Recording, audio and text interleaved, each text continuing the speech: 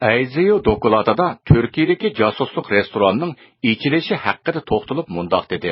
Turkiyada biz 90-yillarda bir restoran ochgan edik. U restoran xo'jayinining ayoli Uyg'ur, o'zi Xitoy edi.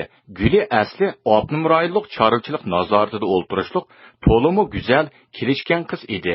Biz uni maxsus tarbiyalab Turkiyaga yo'lga silish va u yerda maxsus josuslik harakatimiz uchun baza qurish niyatida atrofliq plan tuzdik. Qiz ona tiliga, Xitoy tiliga ravon edi. Xitoy yigit bo'lsa, Uyg'ur qozoq tillarini Markaziy Millatlar universitetida o'qigan edi. Qiz davlat bexatarlik ministrligining vazifasini ulug' deb bilganlikdan bizning maslahatimiz bo'yicha Xitoy yigit bilan to'y qildi. Biz ularni shundoq qilib dastlabda O'rta Osiyoga yo'lga soldik. Bu ikkisi O'rta Osiyoda, ya'ni Olmutada bir mezgil turgandan keyin Turkiyaga bordi. Turkiyaning sayohat rayonlarida dastlabda kichikroq oshxona ochdi. Keyin ular qizning Turkiyadagi tuqqanlarning yordami bilan Turkiya garajdonligiga o'tib bo'lgandan keyin hashamatli Xitoycha restorandan birini ochdi. Shuning bilan bizning Turkiyadan egallaydigan axborotimiz atrofliq bo'ldi. Bu restoran hozirmi bor? Ayjiyo dokladida Turkiyadagi Uyg'ur jasuslari haqida to'xtalib mundoq dedi. Turkiyadagi Uyg'ur jasuslar tövandagidek 3 xilga bo'linadi. Birinchisi, Xitoy konsulxonasiga bevosita jasuslik qiladigan jasuslar bo'lib, bu xildagi jasuslar vaqti-vaqtida konsulxona bilan fuchur berib turadi.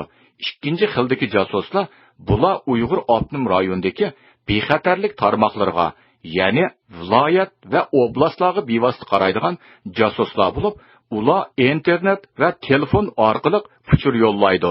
Uchinchi xildagi jasuslar Beyjingga bevosita qaraydigan jasuslardir. Birinchi xildagi jasuslarga konsulxona bevosita haq beradi. Ular ilib kirgan pasportlarga tezdan viza beriladi. Oylik quloq haqqi odatda $200-300 bo'lib, het oyam bayram kunlarda ularni konsulxona mehmon qilib qo'ydi va sovg'a beradi. 3 yilda bir qatim Xitoyni haqsiz ziyorat qilish, sayohat fursatiga erishidi. Ikkinchi xildagi jasuslar bo'lsa, chigirdan elib kirgan va elib ketilmoqchi bo'lgan mollariga boj kechirim qilinadi. Uchinchi xildagilar bo'lsa, markaziy hukumat ularga Xitoyning banklaridan o'simsiz qarz berish, Xitoy ichida shirkat qurishiga moslashib shirkat qurdirish. Qurilgan bu shirkatlar vatan ichi va sirtidan Uyg'urlar haqida uchur to'plash qatorliq vazifalarda bo'ladi. Urumchida 90-yillardan keyin ta hozirgacha qurilgan Turkiya garajdonligidagi Uyg'urlarning shirkatlari asosan jasuslik organlari tomonidan hamkorlashib qurilgan shirkatlar. Masalan, Urumchidagi Yangi shahar taraqqiyot rayonidagi XX hamkorlik shirkati, XX Burk Soda Sarayi, XX kiyim-kechak shirkati, XX biliq mahsulotlari shirkati deganlar bizning shirkatlarimizdir. Ayjiyo Beijing Olimpikdan ilgari Turkiyada ilib berilgan Xitoyning jasuslik harakati to'g'risida to'xtalib mundoq dedi. Biz Beijingda o'tkaziladigan Olimpik yig'inni omon-eson o'tkazish uchun Turkiyadagi jasuslik harakatimizga ko'plab mablag' soldik.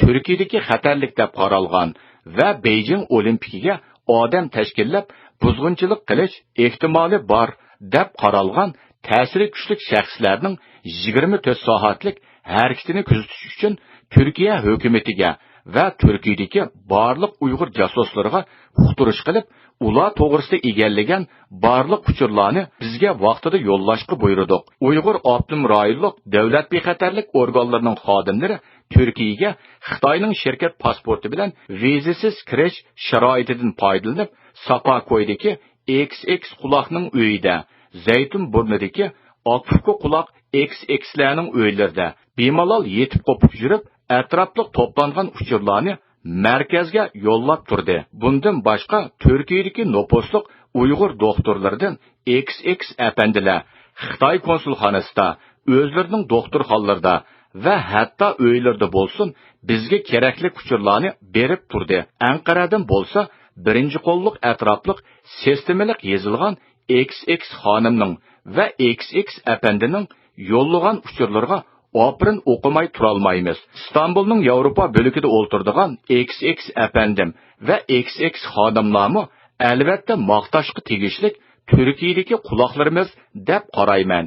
Ayziyo dokulatida Türkiye'den yılda təşkillenib, Xitay ve Uyghur Avtonom rayoniga sayohatga boradigan Türkiye'deki Uyg'urlarning asoslig'i Xitoy josuslik organlarining quloqlari ekanligini bayon qilib mundoq dedi. Anqaradagi bosh elchixonamizga Xitoy josuslik organlarining davlat ichidan yo'llagan tizimligiga asosan Türkiye'deki quloqlarimiz Xitoy ve Uyghur Avtonom rayonida sayohatga o'rlashtirildi.